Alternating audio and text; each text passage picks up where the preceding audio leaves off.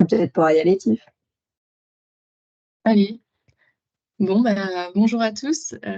Ravie d'être devant vous aujourd'hui pour vous présenter notre méthode de comptabilité étendue euh, que nous avons mis en place avec Goodwill. Pour ma part, je suis Tiffaine Sargentini. Je travaille chez Goodwill depuis 5, 6 ans bientôt, 6 ans. Et je suis manager et je suis référente de tout ce qui est offre mesure d'impact, comptabilité étendue. Je travaille sur les sujets du coup, de comptabilité étendue, de mesure d'impact et aussi de carbone. Voilà. Donc aujourd'hui, je vais vous présenter le pourquoi la comptabilité étendue, notre méthode. Donc pourquoi réinventer la comptabilité? Qu'est-ce que la comptabilité étendue? Et comment la mettre en œuvre, en tout cas comment mettre en œuvre notre méthode de comptabilité étendue. Et ensuite, évidemment, je répondrai à toutes les questions dans la mesure du possible, évidemment. Donc, on va commencer par la première étape qui est pourquoi réinventer la comptabilité et pourquoi...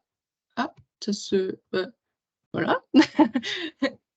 Pourquoi réinventer la comptabilité?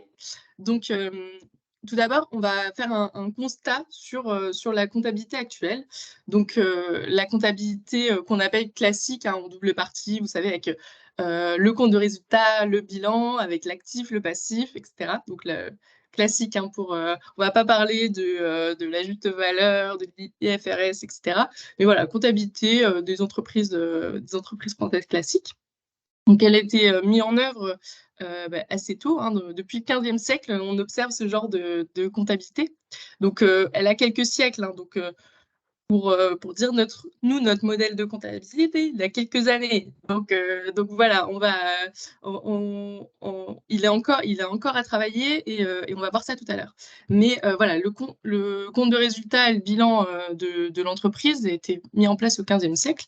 Il sert à mesurer la rentabilité de l'entreprise, à dire si une entreprise est rentable ou pas, et surtout à attester des dettes de l'entreprise envers des personnes morales ou physiques, des personnes qui auraient mis de l'argent en fait dans cette entreprise, de l'argent ou différents capitaux, hein. Ça peut être des machines, ça peut être euh, du matériel, etc. Donc voilà pourquoi elle a été mise en place à la base, pour que le capitaliste, donc celui qui a mis du capital, c'est pas un gros mot le capitaliste, c'est celui qui a mis du capital dans l'entreprise, à la fin récupère ce qu'il a mis dans l'entreprise. Donc aujourd'hui, voilà, la question de ce que c'est la rentabilité, la question de ce que c'est une dette, un actif, un passif, c'est très très bien défini par des règles. Euh, et on a l'impression, quelque part, que c'est naturel au final, alors que c'est des règles qui ont été construites de toutes pièces et qu'on va pouvoir essayer de bousculer aujourd'hui avec les connaissances actuelles sur le monde physique qui nous entoure. Donc on va voir ça tout de suite. Donc aujourd'hui, on regarde les dettes financières, les capitaux financiers qui ont été mis dans l'entreprise, mais en aucun cas, on regarde les dettes environnementales, sociales ou sociétales. Donc c'est ça qu'on va essayer d'ajouter à la comptabilité aujourd'hui, au regard de toutes les problématiques environnementales et sociales qu'on rencontre. Pourquoi déjà la comptabilité ne prend pas en compte les ressources naturelles dans sa façon d'être écrite? Donc, il y a une phrase que j'aime bien qui résume un peu la pensée. Je ne veux pas tout remettre sur le dos de Jean-Baptiste C qui a dit cette phrase, mais ça représente bien la pensée de l'époque et qui perdure aujourd'hui, en fait. Donc, il a dit, les richesses naturelles sont inépuisables, car sans cela, nous ne les obtiendrons pas gratuitement. Ne pouvant être ni multipliées ni épuisées, elles ne font pas l'objet des sciences économiques. Donc, en fait, ça paraît logique à l'époque, comme les ressources naturelles sont inépuisables, ça ne sert à rien de les mettre dans la comptabilité. De toute façon, il y en aura toujours. Donc, au final, ça ne sert à rien d'avoir des dettes et des créances. De toute façon, c'est illimité. Donc, de ce point de vue-là, c'est logique. Sauf qu'aujourd'hui, on a bien compris que les ressources naturelles n'étaient pas illimitées. C'est bien ça le problème. Aujourd'hui, et depuis notamment le rapport Midos du Club de Rome qui a été publié en 1972, On sait que les ressources naturelles ne sont pas illimitées. Et donc si on suit la logique de ce fameux Jean-Baptiste Say, qui était un économiste de l'époque, on devrait les prendre en compte dans les sciences économiques. Sauf que voilà, on le sait, mais pour l'instant, rien n'a changé au niveau de la comptabilité et des sciences économiques. Donc il y a juste une petite chose que je voulais rajouter, c'est que oui, en effet, quand on achète une ressource naturelle, on la paye, mais on ne paye pas la ressource naturelle en elle-même, on paye le travail ou l'acheminement de la ressource naturelle jusqu'à nous. Enfin, tout ce qui a permis de l'extraire et de l'acheminer jusqu'à l'entreprise ou jusqu'au particulier. Donc oui, on la paye, mais c'est pas la ressource naturelle en elle-même qu'on paye.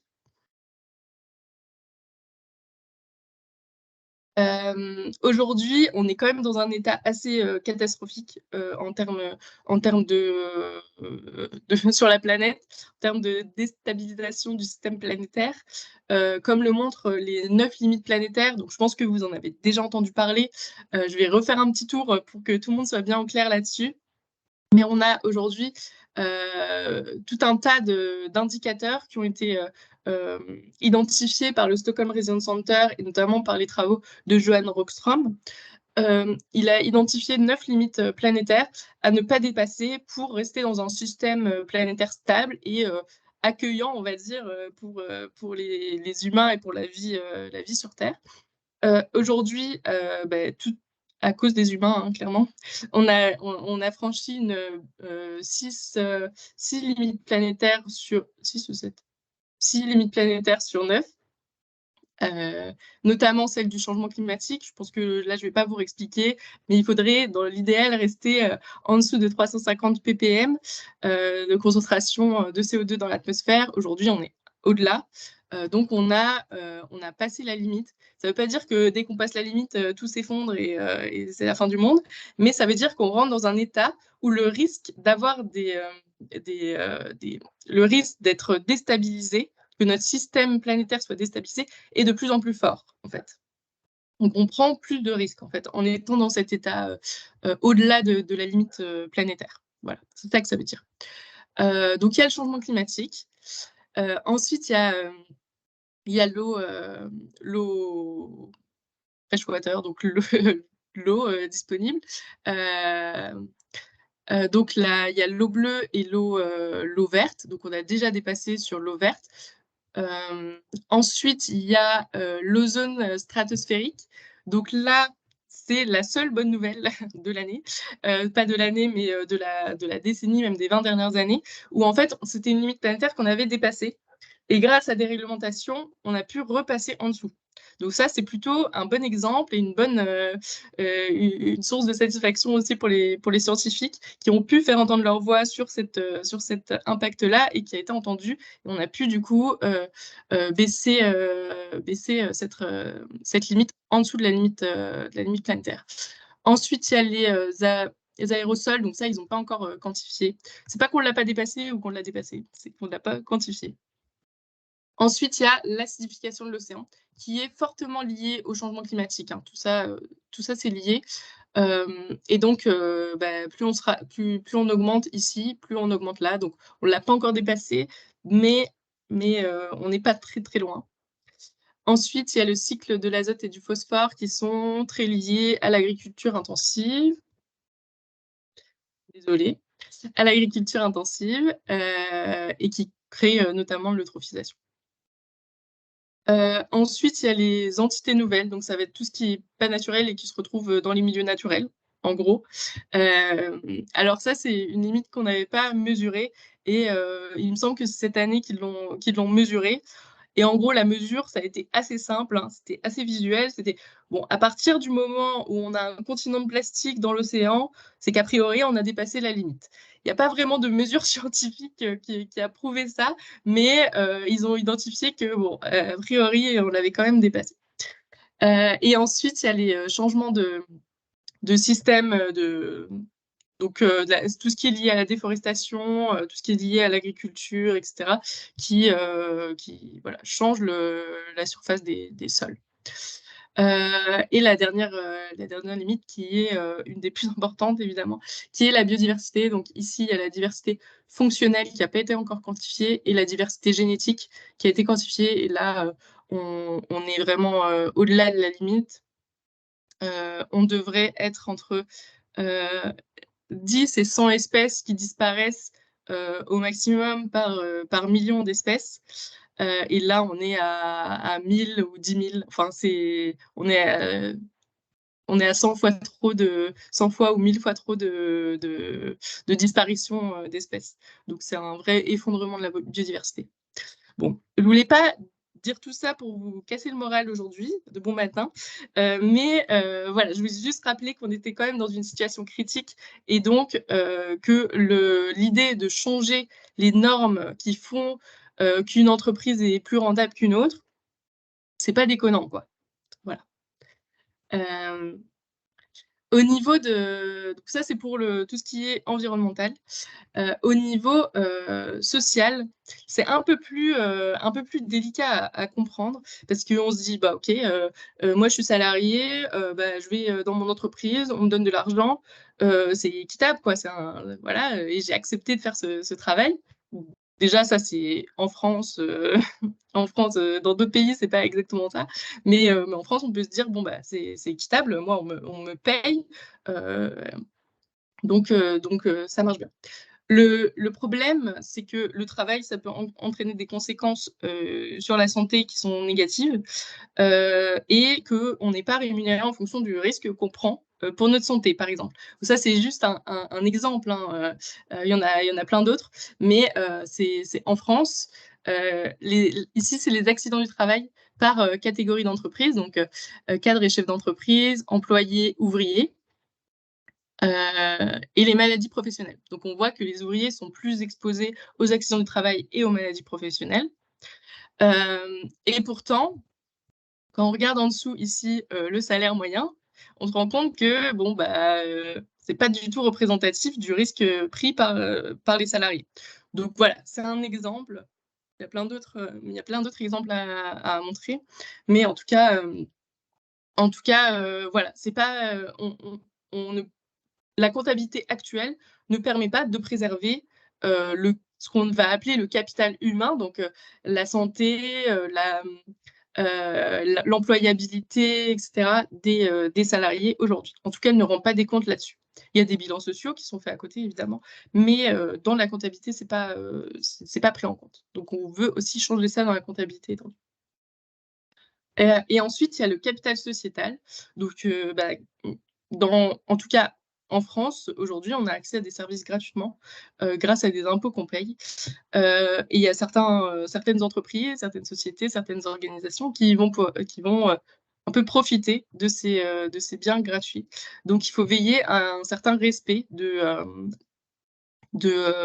ce partage des ressources gratuites que l'État met à disposition. Donc, c'est ça la préservation du capital sociétal. Aujourd'hui, la comptabilité ne rend pas des comptes là-dessus.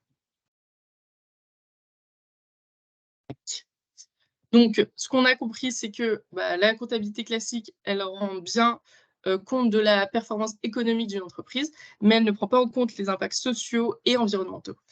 Donc, pour rendre le système économique soutenable, donc soutenable au niveau social et au niveau environnemental, il faut changer notre manière de compter.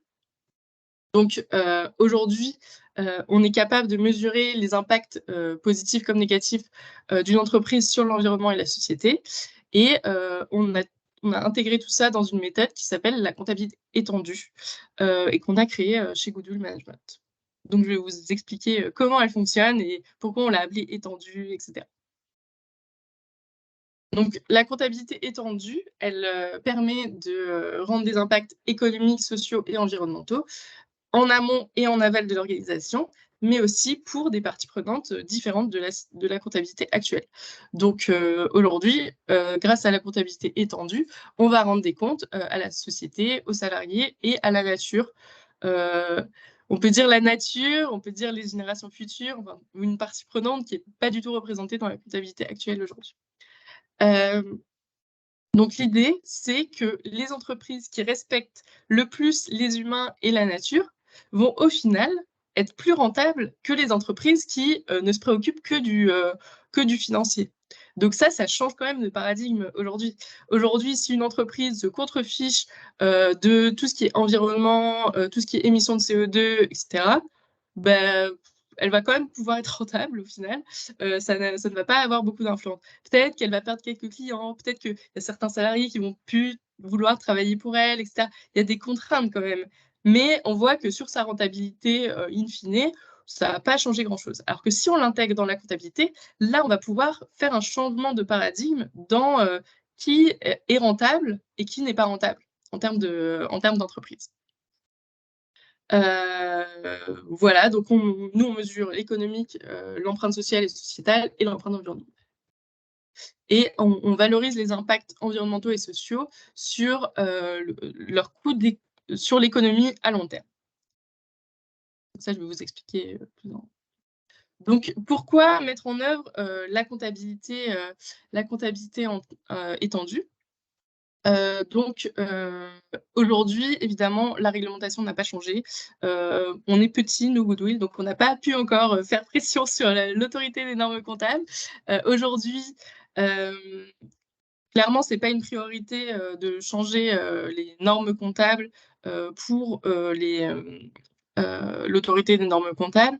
Aujourd'hui, il y a une réglementation qui va être mise en œuvre, qui est la CSRD, qui va permettre de mesurer les impacts environnementaux et sociaux de façon extra-financière et de conserver un compte de résultats et un bilan comptable financier de l'autre côté. On va avoir deux types de reporting qui vont pas être mêlés entre eux. Nous, ce qu'on aimerait bien faire, c'est mixer les deux pour pouvoir rendre des comptes uniquement sur le financier qui intègre les dimensions environnementales et sociales. Aujourd'hui, on peut mettre en place ça dans une entreprise. Évidemment, ce ne sera pas reconnu par les normes comptables, par le fisc, etc. Mais ça permet quand même pas mal de choses de la mettre en place dans son entreprise. Donc, ça permet de mesurer ses impacts sur l'ensemble de son périmètre de responsabilité. On va voir qu'on étend aussi dans le sens du périmètre de responsabilité de l'entreprise. Ça permet de rendre compte de sa création et de sa destruction de valeur au global. Si on regarde que l'économique, que notre valeur ajoutée et que la création d'emplois qu'on fait, on ne regarde pas la destruction de valeur environnementale et sociale qu'on génère. Donc ça permet de rendre des comptes aussi à nos parties prenantes sur ce sujet. Ça permet aussi d'avoir un pilotage interne multicritère, donc avec tout un tas d'indicateurs qui permettent de prioriser, de savoir sur quel enjeu il va falloir qu'on se positionne en priorité, etc. Donc ça va un peu ensemble, mais mettre en place un outil d'aide à la décision synthétique, parce que c'est multicritère, mais en même temps, in fine, on a un indicateur final en euros. Donc on peut voir si d'une année sur l'autre, on augmente, on diminue, etc. Ça, c'est hyper intéressant. Ça nous permet d'anticiper les réglementations à venir. Je vous ai dit, pour l'instant, la comptabilité étendue n'est pas à l'ordre du jour pour les réglementations comptables. Néanmoins, on va quand même mettre un coup sur le carbone. Ça, on en entend parler quand même, mine de rien.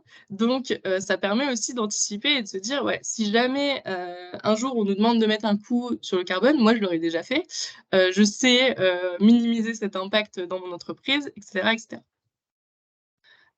Et ensuite, communiquer en toute transparence avec ses parties prenantes. Je communique sur mon impact positif, je communique aussi sur mes impacts négatifs que j'essaye de réduire au maximum. Toute entreprise a des impacts négatifs.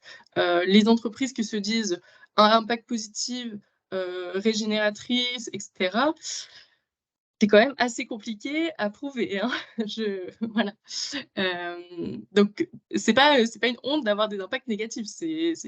Dès qu'on consomme quelque chose, dès qu'on émet des gaz à effet de serre parce qu'on se déplace, parce qu'on utilise un ordinateur, parce qu'on produit des choses, on va forcément avoir des impacts négatifs. Voilà, c'est comme ça, il faut les réduire au maximum. Du coup, pour le périmètre de la comptabilité étendue. Donc, je vous ai dit que la comptabilité étendue, elle étendait le périmètre de responsabilité de l'entreprise. Donc, on va étendre le périmètre sur 2 dimensions, on va dire.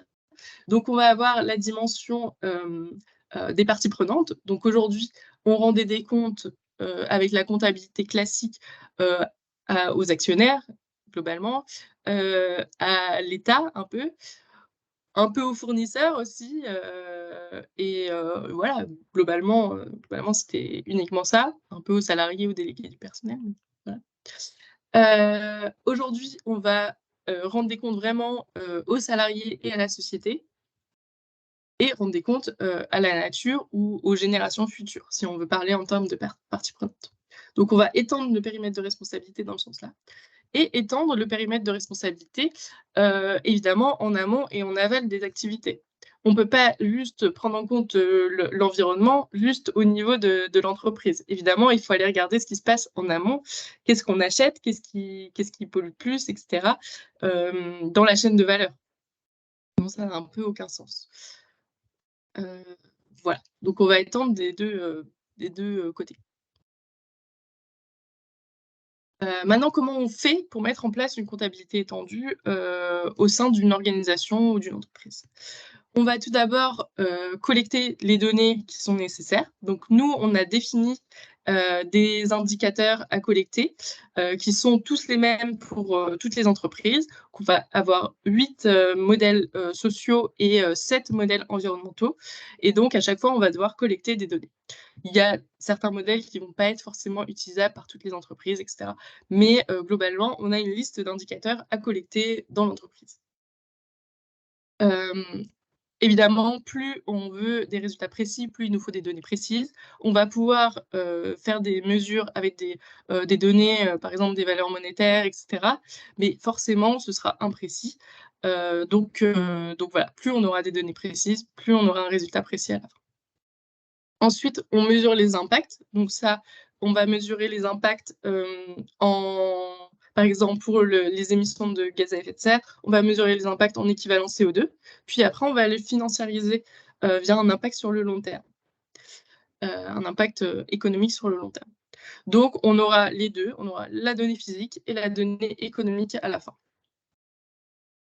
On va pouvoir créer du coup un compte de résultats étendu avec les impacts sociaux et environnementaux inclus en dessous des charges, en fait, tout simplement. Ensuite, on va calculer les seuils et les limites. Donc, on va attribuer à chaque entreprise des quotas à ne pas dépasser pour les limites planétaires et des seuils sociaux aussi à ne pas dépasser ou justement à dépasser selon le contexte pour que l'entreprise contribue à la société. Les seuils environnementaux, ils sont définis notamment par les limites planétaires, j'y reviendrai tout à l'heure. Ça va nous permettre d'avoir des quotas. Donc, on va placer au niveau du compte de résultat dans la catégorie subvention. En fait, c'est comme si la nature vous donnait certaines subventions. Vous pouvez émettre tant de CO2, vous pouvez polluer à tel niveau, sans déstabiliser le système planétaire. Donc ensuite, du coup, maintenant, on a les impacts d'un côté, les seuils ou les limites à ne pas dépasser de l'autre. Donc, après, c'est assez simple, c'est uniquement une soustraction entre ces deux impacts et ces seuils.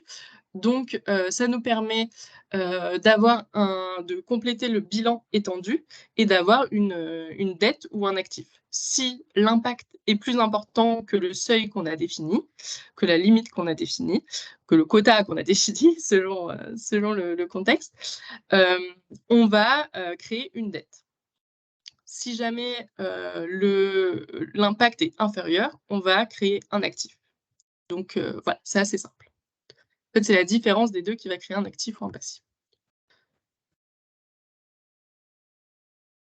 Je vais vous donner un exemple un peu plus concret tout à l'heure.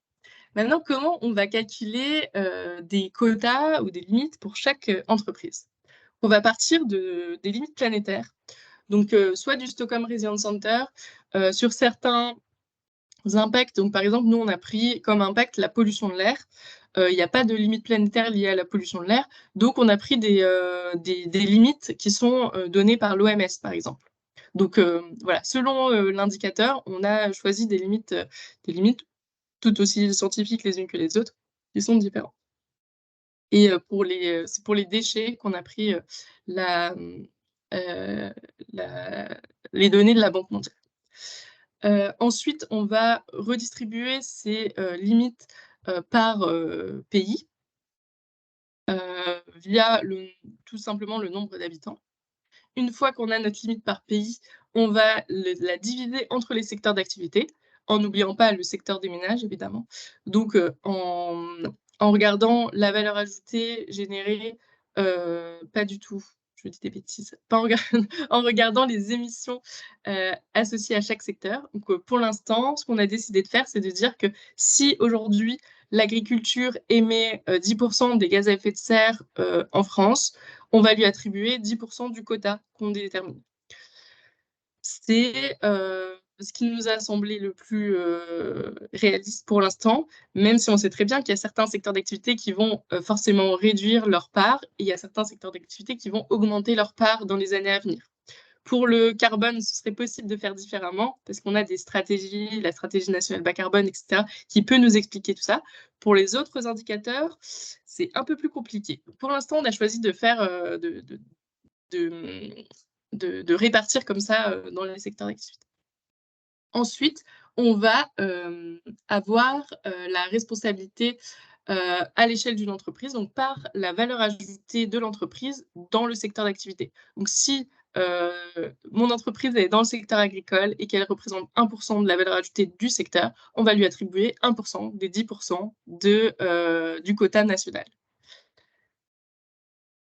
Voilà. Donc ça, c'est pour l'entreprise en elle-même. Donc ici, on est sur le périmètre organisationnel classique. Si on veut aller sur le périmètre amont, on va aller faire la même chose sur tous les fournisseurs de l'entreprise. Peu importe le pays dans lequel ils sont, on va à chaque fois calculer une limite pour chacun des fournisseurs, en fonction évidemment de la dépense associée chez le fournisseur. Et donc, on va avoir une limite totale attribuée à l'entreprise. Donc tout ça, c'est calculé via une base de données qui s'appelle Exiobase, qui représente l'économie mondiale et les indicateurs environnementaux pour chaque secteur d'activité et pour chaque pays. Enfin, pour chaque pays. Il n'y a pas tous les pays, mais une bonne partie des pays.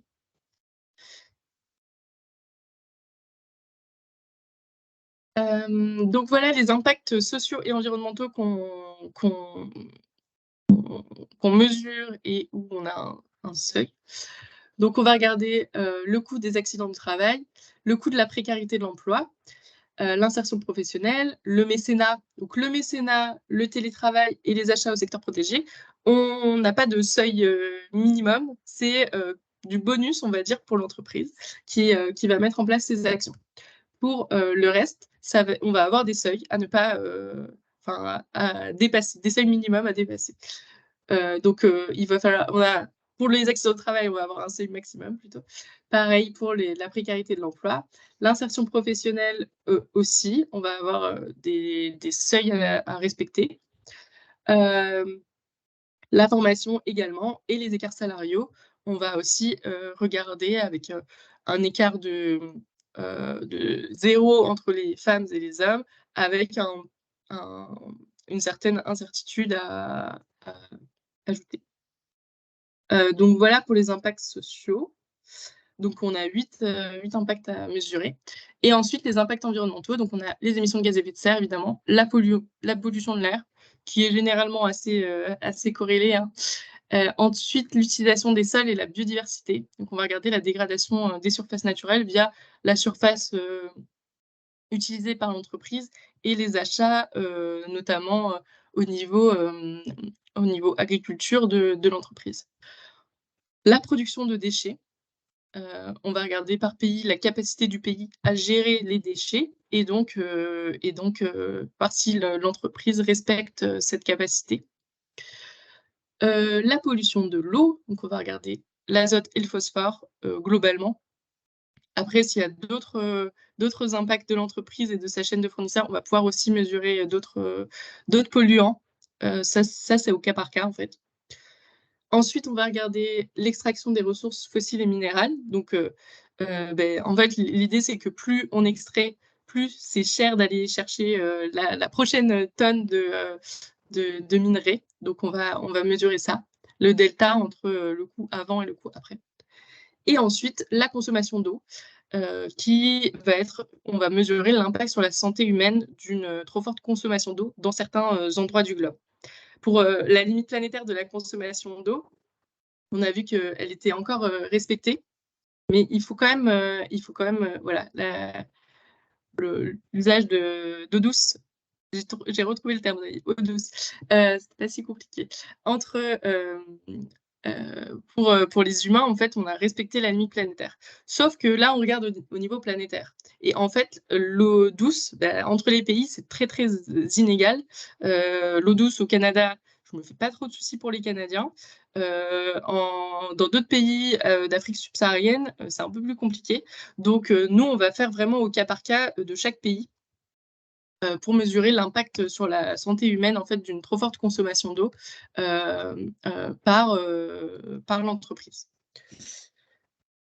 Voilà pour tous les impacts qu'on prend en compte systématiquement. Évidemment, par exemple, je disais, il y a certains indicateurs qu'on ne va pas pouvoir mesurer sur certaines entreprises. Par exemple, pour une entreprise de service, oui, l'azote, ça va être difficile à mesurer, quoi. On va plus mesurer ça sur les entreprises agroalimentaires ou agricoles. Voilà. La deuxième limite qu'on peut soulever sur ces indicateurs, c'est au niveau des impacts sociaux. C'est très, pour l'instant, nos modèles sont très franco-français. Donc, c'est difficile d'aller mesurer des impacts sociaux liés à la précarité de l'emploi dans d'autres pays parce que les réglementations ne sont pas les mêmes. Et donc, nous, on parle de CDD, d'intérim. On peut mesurer les coûts sur la société de ce type de contrat. Évidemment, ça va être des modèles différents pour chaque pays. Pour l'instant, on n'a pas encore tous les modèles pour tous les pays. Donc ça, c'est pareil, c'est au cas par cas qu'on va identifier les indicateurs à utiliser. Alors, je vous ai fait un petit exemple de calcul pour qu'on comprenne bien comment on s'y prend. Donc ici, on va d'abord, la première étape, c'est de collecter les données. Donc on va mesurer les émissions de l'entreprise et de sa chaîne de fournisseurs. Donc on est, voilà, pour une entreprise, à 2800 tonnes de CO2 équivalent. On va ensuite financiariser cet impact. Donc on utilise le coût social du carbone. J'ai mis le coût social, mais c'est pas ça, c'est la valeur tutélaire qu'on utilise. La valeur tutélaire du carbone en 2023, qui est le coût des investissements nécessaires pour atteindre la neutralité carbone.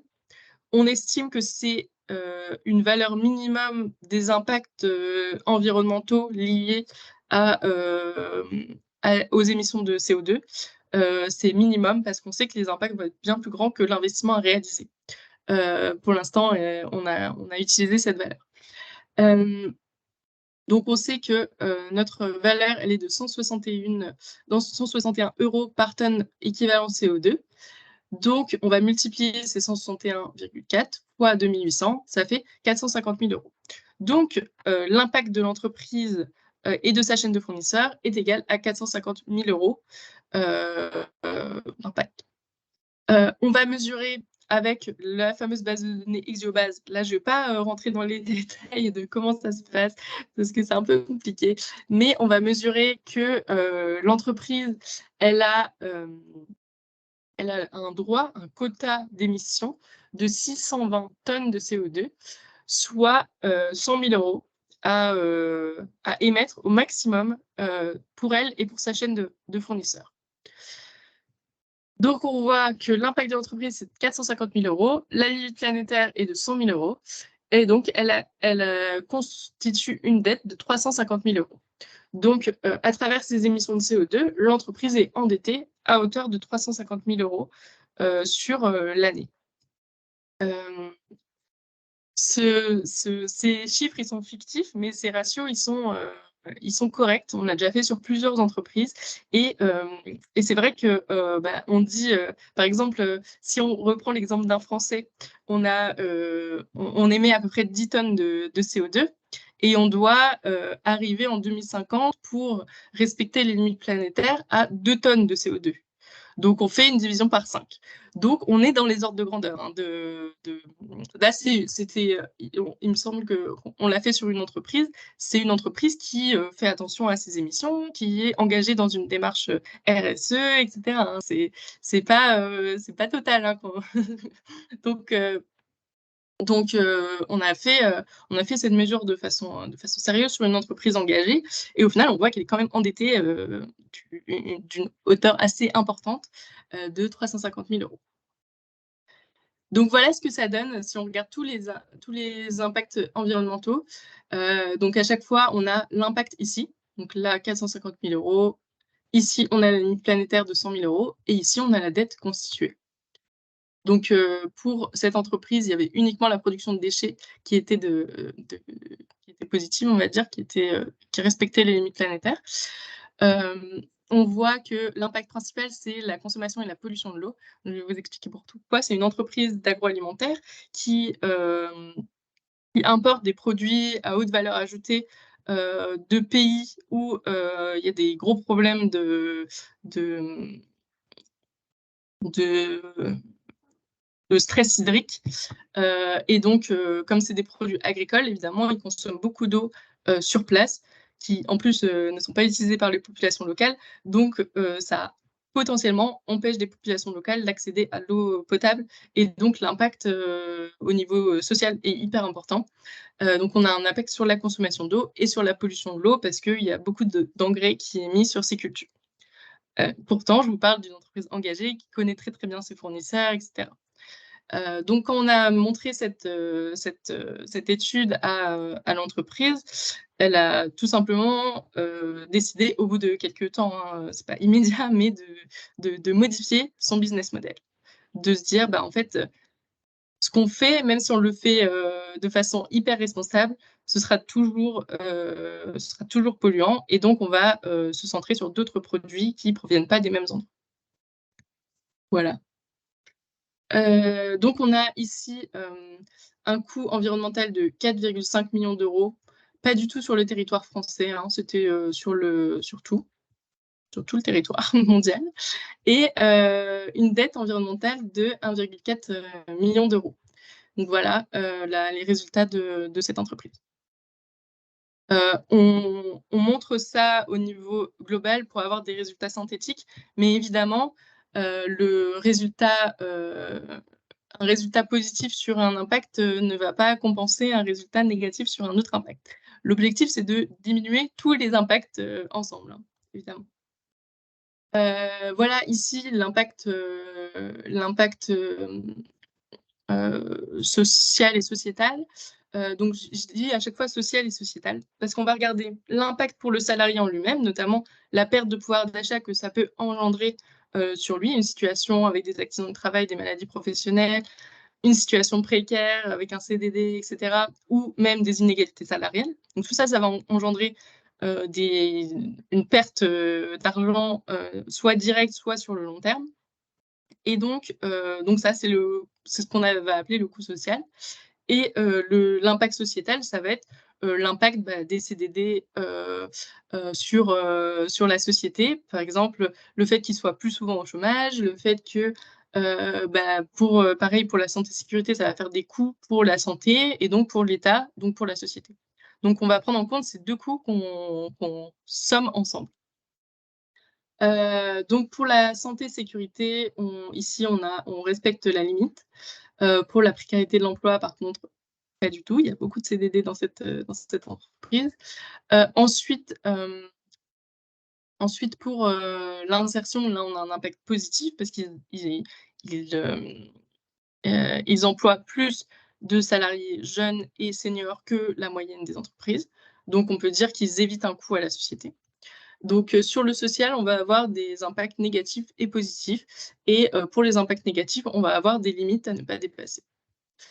Les limites qu'on a fixées, ce sont des limites qui ne sont pas scientifiques évidemment, mais ce sont des limites qui sont, liées à soit des conventions, par exemple sur les écarts salariaux, on va prendre l'index d'égalité professionnelle qui nous dit que, à partir d'un seuil de 5 ça ne on compte la différence à partir d'un seuil de 5 donc on va utiliser ce seuil tout simplement. Ou alors, par rapport à des best practices. Par exemple, pour les accidents du travail, on a estimé qu'un taux de fréquence de 5, pour, les accidents du travail, c'était, une entreprise, qui faisait attention, on va dire, à ses salariés. En fait, on voulait mettre 0 à la base et puis on s'est dit que, de toute façon, même si une entreprise fait tout, met tout en place une politique de sécurité et cetera, le risque 0 n'existe pas, donc c'est impossible d'arriver à un seuil de 0. Donc c'est pour ça qu'on laisse une petite marge. Voilà, c'est des conventions, hein, encore une fois. Tout ça, c'est totalement discutable, pour l'instant. On n'a pas encore, figé tous ces calculs, mais ça donne une bonne idée des impacts que l'entreprise a. Heu, voilà sur ces résultats. Donc ici, au total, on a un coût de 7,8 milliers d'euros et une dette sociale de 3,5 milliers d'euros. On a, par ailleurs, une, valeur sociale, créée de 2,1 milliers d'euros, hem et qui, vous voyez, ne se compense pas avec la dette, hein. Il faut bien séparer les 2, pour qu'on comprenne bien que ce ne sont pas les mêmes indicateurs. Donc, quand on regarde un peu en globalité cette fameuse entreprise, on a, sur les limites planétaires, beaucoup de rouge, hein. On a dépassé beaucoup de rouge, par contre sur la production des déchets, on est positif. Par contre sur le social, on a un peu plus de positif et on a uniquement les écarts salariaux et la précarité de l'emploi à améliorer. Donc tout de suite, ça nous donne une vision synthétique. On se dit: «Bon, bah, OK, à quoi je m'attaque sur le volet social?» Bah, c'est simple, je vais aller regarder mes grilles salariales, revaloriser les salaires des femmes ou comprendre pourquoi les femmes sont moins bien payées que les hommes, dans mon entreprise. Pour la précarité de l'emploi, bah, je vais regarder, est-ce que je peux embaucher des CDD, est-ce que je peux transformer des CDD en CDI? Est-ce que je peux limiter, mon embauche de CDD? Et cetera et cetera. Donc tout de suite ça parle, on sait exactement sur quel indicateur se focaliser. Sur, l'environnement, bah, on peut se focaliser sur tous les indicateurs. Là pour le coup c'est assez parlant et il y a pas mal de choses à faire. Pour qu'on comprenne, mieux ce qu'on fait. Donc ici, le compte de résultat étendu. Donc on a le compte de résultat classique, hein, et à chaque fois, on va avoir dans les charges, l'impact, sur le capital social, sociétal et le capital naturel et les subventions, avec les seuils ou les quotas à ne pas dépasser et ensuite on aura le résultat net, classique et puis le résultat net, sur le capital social, sociétal et naturel. Si, les seuils sociaux sont supérieurs à l'impact sur le capital social, bah, c'est OK. On va, créer un actif, capital, humain ou capital social. Si là, pareil, les seuils sociétaux sont, supérieurs aux impacts sur le capital sociétal, on va créer un actif capital sociétal. Par contre, là, on voit que l'impact, de consommation du capital naturel est plus importante que, les limites planétaires.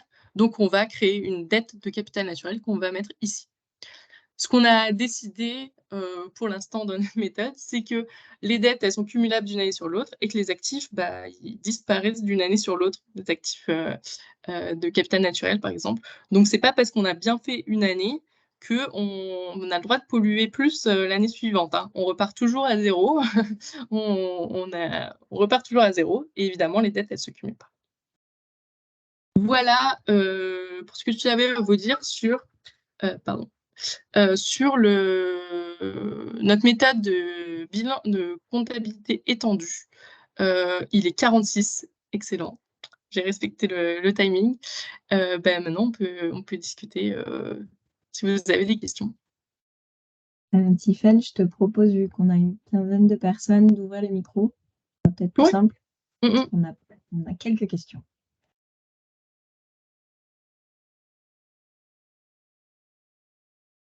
Ça arrive.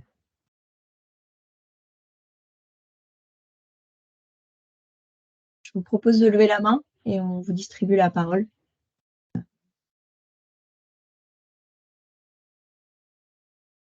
Normalement, vous pouvez intervenir à partir de maintenant. Je vois qu'Elna a ouvert son micro. Oui, bonjour, vous m'entendez? Oui, très bien. C'est bon, très bien. Oui, j'avais une question par rapport à la CSRD. J'avais en tête que les normes SRS allaient un peu cadrer justement ces aspects par rapport à la double matérialité. Est-ce qu'ils vont aller, est-ce qu'ils vont commencer à s'engager dans cette démarche justement, alors sans aller peut-être vraiment à des normes comptables précises, mais à cadrer un peu plus justement ces aspects de triple comptabilité, au moins d'orienter les entreprises vers ce type de méthode ou ça reste encore très en amont? Pour l'instant, le but de la CSRD, c'est et de tous les ESRS, ça va être de créer des indicateurs comparables entre les entreprises. Donc on va avoir des indicateurs extra-financiers. Donc on va avoir, des tonnes de CO2, des nombres d'espèces, je sais pas, sur la biodiversité ou des choses comme ça. Donc on va pas, avoir la financiarisation des impacts, même si, nous on aimerait bien, mais mais pour l'instant c'est pas dans le cadre de la CSRD, ça c'est sûr. On est bien en amont. D'accord, donc ça va pas vous donner d'orientation, par exemple, sur les taux à prendre, ce genre de choses? Enfin, ça rentre pas dans ce Si sur détail-là, non? les indicateurs, on va pouvoir aussi, Vous allez pouvoir quand même vous potentiellement alimenter? modifier certains impacts. Voilà, on a beaucoup hésité sur les accidents du travail, quel indicateur prendre. On en a choisi un, mais Mmh. voilà, on n'est jamais fermé à une évolution si jamais, déjà on s'intéresse aussi à ce que notre méthode elle soit opérationnelle, donc c'est plus simple pour les organisations qui ont déjà fait un reporting Oui, de mettre cette information-là, dans la comptabilité tendue. Évidemment, ce sera plus simple, pour nous. Après nous, il faut qu'on puisse financiariser aussi de notre côté, donc il faut les bien bases de sûr. données nécessaires et cetera. Donc c'est tout un travail à repenser, mais en effet, on pourra, à l'avenir modifier. Je pense notamment aux impacts sociaux. Les impacts environnementaux, je pense qu'on est bien cadré là-dessus, Mmh. mais les impacts sociaux, oui, pourquoi pas. D'accord, merci.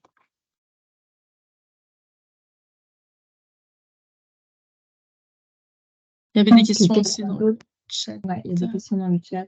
Est-ce que quelqu'un souhaite poser sa Bonjour, question? bonjour, merci pour la Bonjour. présentation. Deux questions. Pour l'entreprise concernant le coût environnemental, ce coût va forcément être répercuté sur le prix consommateur.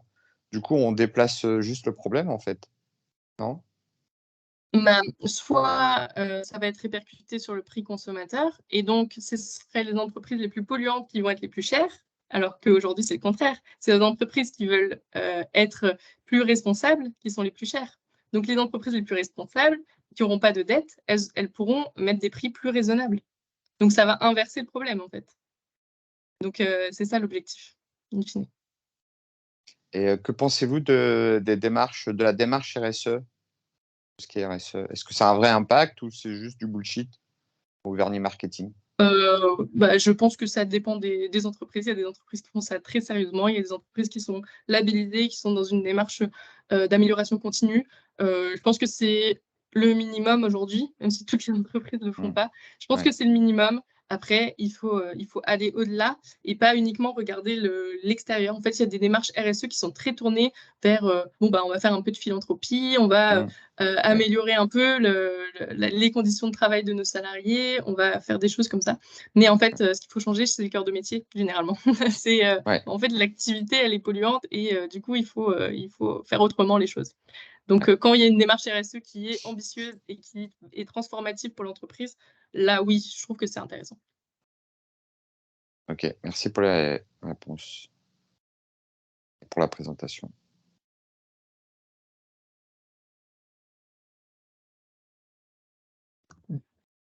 On avait une question sur CARE, du coup, Tiffany. Ouais. Alors CARE, c'est une autre méthode de comptabilité environnementale. Alors, il y a plusieurs différences entre notre méthode et la méthode CARE. Notre méthode, on a des impacts qui sont prédéfinis, alors que la méthode CARE, elle va aller dans les entreprises et chaque entreprise va définir ses propres indicateurs. Donc, l'avantage de la méthode CARE, c'est qu'elle va être un peu plus précise et plus rigoureuse au niveau de chaque impact. Notre méthode, elle va être plus pratique et plus facile à mettre en œuvre, tout simplement. L'autre différence, c'est que la méthode CARE, elle va mesurer le coût de réparation des dégâts faits par l'entreprise pour arriver à un seuil qu'elle aura elle-même défini au niveau de l'entreprise. Par exemple, ils expliquent souvent au niveau d'un système agricole, par exemple, il y a un capital sol qui se dégrade année après année, il va falloir mettre en place des moyens pour réparer ce capital sol. Et c'est le coût de ces moyens qui va être mis dans la comptabilité. Alors que nous, on mesure les impacts sur le long terme. Donc, c'est une façon de calculer qui est différente, qui a aussi ses avantages et ses limites, hein, comme nous, notre méthode a aussi ses avantages et ses limites. Voilà, donc on n'a pas de lien. Le seul lien, c'est qu'on a envie de changer les choses et de changer la façon de compter. Moi, je trouve que c'est bien qu'il y ait plusieurs méthodes qui existent. Il y a aussi la méthode LIFT qui est mise en place par la chaire de Dantia, chaire multicapitale de Dantia. Donc voilà, en gros, il y a 3 méthodes aujourd'hui qui sortent un peu du lot, qui sont celles-là. Il y en a d'autres qui existent, mais 3 qui sont bien développées.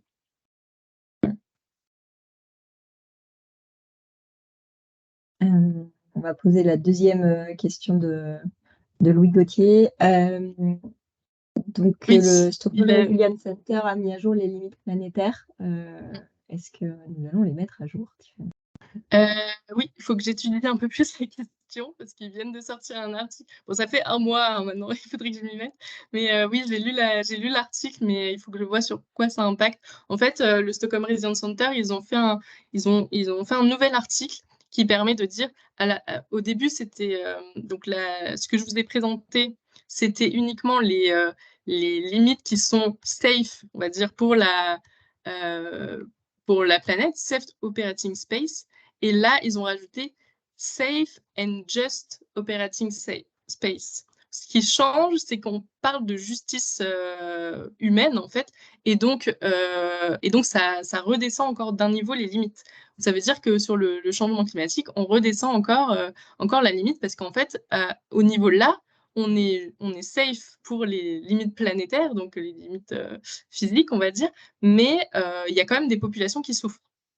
Donc, on redescend encore les limites. Et c'est vrai qu'ils ont fusionné deux limites, il me semble. Bon, il faut que je vérifie tout ça, mais en gros, ils ont republié un article qui a fait grand bruit il y a quelques semaines.